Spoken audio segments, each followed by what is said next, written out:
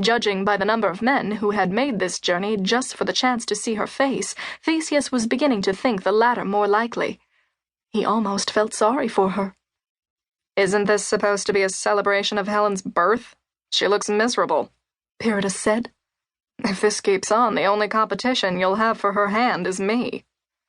Theseus smiled, not looking away from the dais where Helen sat on a litter with her sister.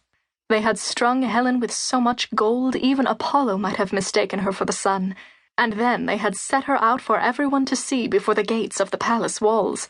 The polished oak of the gate, bare wood stained crimson and carved with olive trees and vultures, made an imposing backdrop.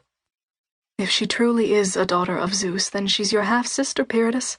Don't you think you're better off breeding a little bit farther from your own blood?" Pyridus snorted.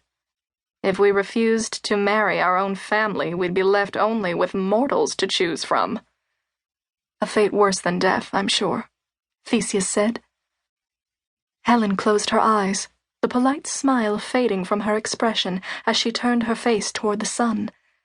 He had not really doubted, but there was Zeus, in her cheekbones and the shape of her eyebrows.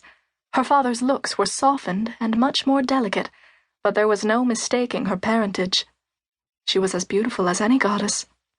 A year ago, word had spread all across Achaea that Helen had ruined her beauty, but he saw no evidence of any lasting stain in her golden hair, and since then he had heard only of her loveliness, so widely acclaimed. He would not have believed it to be true if he had not looked upon her with his own eyes.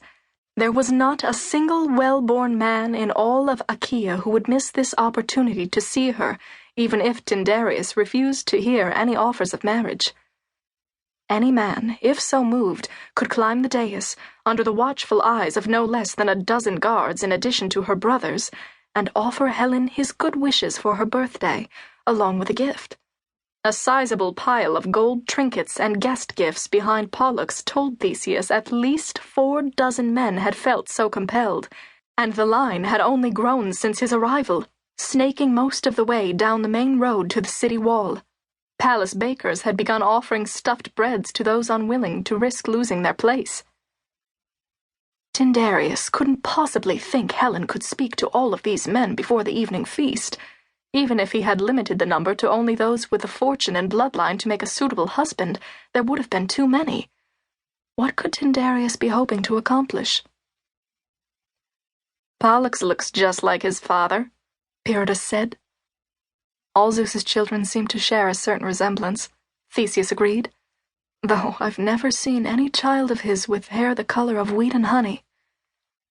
"Can you not tear your eyes away from the woman for one moment?" Pyridus laughed and clapped him on the shoulder. "I'm not sure why you bother. If she does like you, it can only end poorly."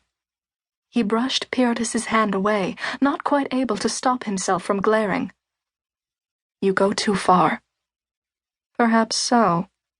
Pyridus's smile faded, all the humor leaving his expression. Theseus tried to ignore the concern that replaced it.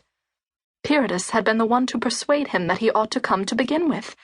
Athens had been without a queen for too long. "So be it, then. If you're so determined to win her, I will not interfere with my own attentions." "You're not the kind of man she'd be interested in." Theseus forced himself to smile.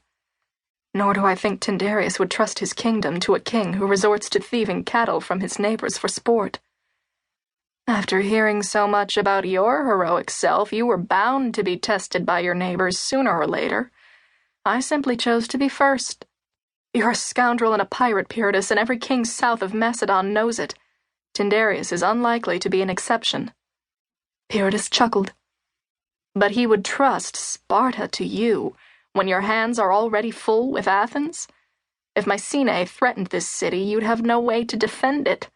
Sparta has no practical port, Theseus, and all Agamemnon need do is hold the Isthmus road to keep you from marching to its rescue.